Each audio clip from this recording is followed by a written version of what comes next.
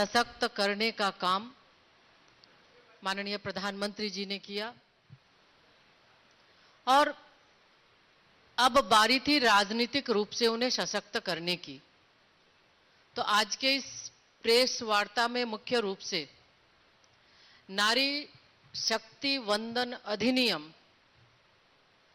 जो बजट सत्र के स्पेशल सत्र के रूप में 16, 17 और 18 को आहूत की गई थी, महिलाओं का उसका अधिकार 2023 के नारी शक्ति वंदन अधिनियम के अनुरूप संशोधन करके 2029 में महिलाओं का उसका अधिकार मिले, महिलाएं राज्य के विधानसभा और केंद्र में लोकसभा में अपना प्रतिनिधित्व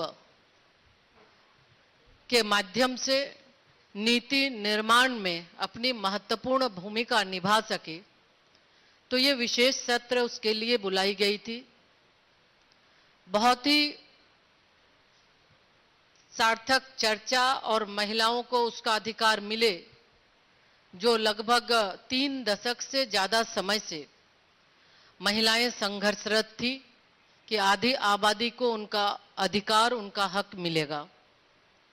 इस विशेष सत्र में देश की करोड़ों बहनें उम्मीद लगाकर लोकसभा की और उस विशेष सत्र को देख रही थी कि उनका अधिकार जो वर्षों से जिस अधिकार से वो वंचित है, उनका अधिकार उन्हें प्राप्त होगा। लेकिन इंडी गठबंधन की कुत्सित मानसिकता, इंडी गठबंधन की महिला विरोधी मानसिकता जो उनकी आदत में शुमार है, किसी भी अच्छे कार्य को लटकाना, अटकाना, भटकाना, ठीक इस बार भी यही साबित हुआ। 17 तारीख को नारी शक्ति वंदन अधिनियम जो संशोधन के लिए जब वोटिंग हुई तो उन्होंने इसके विपक्ष में वोट कर इस बिल को सिर्फ नहीं गिराया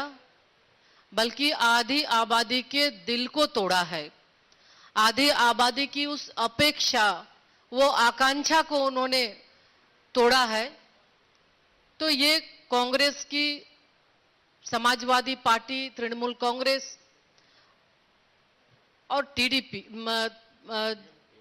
डीएमके का जो ये लक्ष्य था, जो हमेशा से विपक्ष की, वो हमेशा से ये चाहते थे कि महिलाओं को, आधी आबादी को उसका अधिकार न मिले, वोट के माध्यम से उन्होंने किया। और आपने देखा जब सदन में जब संख्या आई तो किस तरह से वो जश्न मना रहे थे, वो ताली ठोक रहे थे।